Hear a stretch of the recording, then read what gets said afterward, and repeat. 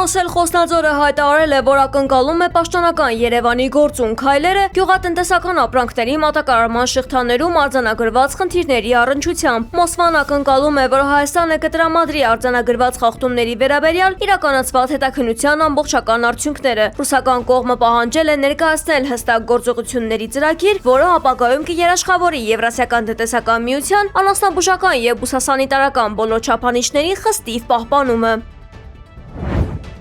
Նորհաչնի շինհրապարակներից մեկում տեղի է ունեցել ողբերգական պատահար։ Աշխատանքի ընթացքում ավտոկրունկի մի հատված, որով ցեխ են տեղափոխում, պոկվել եւ ընկել է աշխատակիցների վրա, ինչի հետևանքով նախնական տվյալներով կա 2 զոհ եւ 1 վիրավոր։ Դեպքի վայր են ժամանել ներքին գործերի նախարարության փրկարարական ծառայության հատուկ նշանակության եւ մարզային ստորաբաժանումները։ Իրավասու մարմինները պարզում են տեխնիկայի անսարքության կամ աշխատանքի կազմակերպման կանոնների հնարավոր խախտման հանգամանքները։ Բաքվի բանտերում տառապող հայ գերիների վերադարձը կարող է մինչև 10 տարի տևել։ Ըստ էության այս սցենարը չի բացառել քաղաքացիական պայմանագիր խմբակցության падգամավոր, նա պատասխանելով ընդդիմադիր падգամավորի մեղադրանքին իշխանության անգործության վերաբերյալ, ասել է հետևյալը. Երբ ասում եք չկա խաղաղություն, եթե գերիները չեն վերադարձել, այդ ձեր քարացած մտածելակերպը, դուք կարդացել եք ընդհանրապես երկրորդ համաշխարհային պատերազմից հետո գերիները երբ են վերադարձել երկրներ։ 10 տարի է տևել։ Դուք այդ գործընթացներից տեղյակ եք։ Ռուսաստանում արդեն երկրորդ անգամ բռնկվել է վառելիքի լուրջ ճգնաժամ։ Իրավիճակը կայունացնելու նպատակով երկրի փոխվարչապետ Ալեքսանդր Նովակը Մոսկվայում հրատապ խորհրդակցություն է անցկացրել ոլորտի պատասխանատուների հետ։ Քննարկվել է վառելիքի առաջարկի եւ պահանջարկի հաշվեկշիռը մի շարք մարզերում։ Դաշնային հակամենաշնորհային ծառայությունը զեկուցել է գների չհիմնավորված բարձրացումների մասին, ինչից հետո Նովակը հանձնարարել է խստացնել մարզերի մատակարարման վերահսկողությունը եւ թույլ չտալ գների կտրուկ տատանումներ։ Չնայած կառավարության քայլերի վիճակագրությունը մտահոգիչ է։ Ըստ Իզվեստիայի, երկրի բենզալցակայանների միայն 28%-ն ունի վառելիք։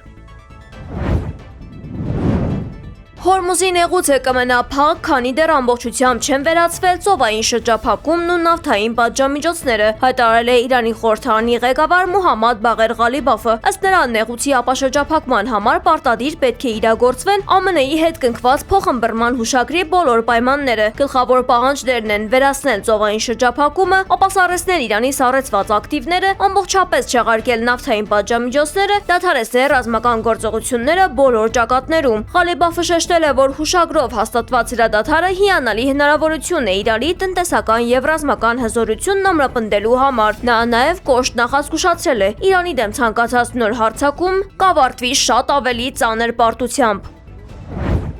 Ռուսաստանը Կասպից ծովի տարանցիկ ուղիներով Իրանին է փոխանցում զինամթերք եւ անօդաչու սարքերի բաղադրիչներ։ NBC News լրատվական գործակալությունը հղում անելով արևմտյան պաշտոնյաներին եւ եվրոպական կառավարական փաստաթղթերին հաստատել է այս տեղեկությունը։ Այս մատակարարումները նպատակ ունեն վերականգնել Թեհրանի հրթիռային ու անօդաչու զինանոցը Միացյալ Նահանգների եւ Իսրայելի իրականացրած ավիաառվածներից հետո։ Գործընթացը վկայում է Մոսկվայի եւ Թեհրանի միջև ռազմավարական գործակցության սերտացման մասին, ինչը վերջին շրջանում կրում է պարբերական բնույթ։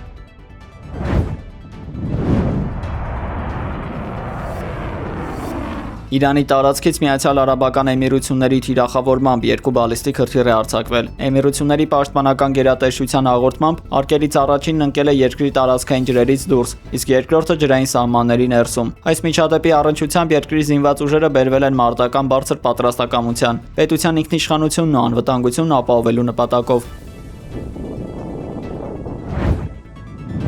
Աբբաս Արաղչին կրթական ոլորտի ղեկավարների հետ հանդիպմանն Իսրայելին անվանել է Թեհրանի եւ Վաշինգտոնի միջև ձեռք բերված պայմանավորվածությունների իրականացման գլխավոր խոչընդոտը։ Ըստ պաշտոնական Թեհրանի Միացյալ Նահանգները սկսել է խախտել ստանձնած պարտավորությունները դրանց կնքումից ընդամենը 2 շաբաթ անց։ Իրանի գլխավոր դիվանագետն այս գործընթացի ձեռքբերումները վերագրել է ոչ թե գերատեսչական աշխատանքին, այլ պատերազմի ժամանակ ժողովրդի դրսևորած տոկունությանը։ Արաղչին շեշտել է, որ հենց հետևողական դիմադրությունն է հակառակորդին ստիպել ընդունել Իրանի առաջ քաշած պահանջները։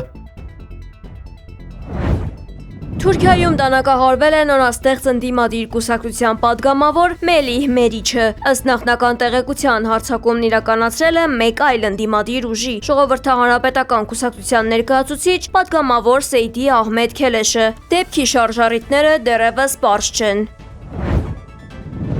Նոր Նորից լարվում են Բաքու-Մոսկվա հարաբերությունները։ Մոսկվայում ադրբեջանական համայնքի ղեկավար Բախտիար Հասանովի արտաքսումից 24 ժամ անց Ադրբեջանի գլխավոր դատախազությունը միջազգային հետախուզում է հայտարարել Ռուսաստանի 3 քաղաքացու՝ Մոսկվա 24 հեռուստաընկերության լրագրող Իվան Կնյազևի, մեդիափորձագետ Սեմյոն Ուրալովի, Ռուսաստանի տրանսպորտի նախարարի խորհրդական Ալեքսեյ Չադաևի նկատմամբ։ Ըստ ադրբեջանական կողմի քրեական գործի հիմքում Սեմյոն Ուրալովի YouTube-յան ալիքում հուլիսի 14-ին եւ օգոստոսի 13-ին հեռարձակված եթերներն են։ Բաքուն պնդել է, որ այդ հաղորդումների ընթացքում հնչել են Ադրբեջանի սահմանադրական կարգը տապալելու, տարածքային ամբողջականությունը խախտելու, ազգային ճշտամանք հրահրելու եւ ահաբեկչության կոչեր։ Իսկ օգոստոսի եթերում խոսվել է նաեւ առանձին անձանց ֆիզիկական ոչնչացման մասին։ Քանի որ մեղադրյալները գտնվում են Ադրբեջանից դուրս, դատարանը նրանց նկատմամբ որպես խափանման միջոց հեռակա կարգով ընտրել է կալանքը։ Անձանց հայտնաբերելու նպատակով Բաքուն արդեն դիմել է Ինտերպոլին։ Սրան զուգահեռ Բաքվում Ռուսաստանի դեսպան Միխայիլ Եվդոկիմովը կանչվել է Ադրբեջանի արտգործնախարարություն եւ բողոքի նոտա է հանձնվել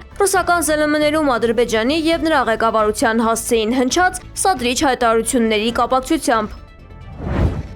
Դամասկոսի քրեական դատարանը մահապատժի է դատապարտել նախկին վարչակարգի ազդեցիկ ներկայացուցիչ, համատեղությամբ նախկին նախագահ Բաշար Ալ-Ասադի զարմիկ Վասիմ Ալ-Ասադին, նրան մեղավոր ճանաչելով խաղաղ բնակչության նկատմամբ իրականացված խոշտանգումների եւ զանգվածային սպանությունների համար։ Այս դատավճիռը հաջորդել է Բաշար Ալ-Ասադի եւ նրա ընտանիքի անդամների նկատմամբ կայացված համանման որոշումներին, դառնալով նոր իշխանությունների նախաձեռնած անցումային արդարադատության մի մասը։ Խիստ հակասական է այն հանգամանքը, որ մարդկության դեմ ուղղված հանցագործությունների համար իրավական գնահատականներ է հնչեցնում մի դատական համակարգ, որն այժմ գործում է ոչ վաղ անցյալում ահաբեկչական գործունեության համար մեղադրվող նոր ղեկավարության հովանու ներքո։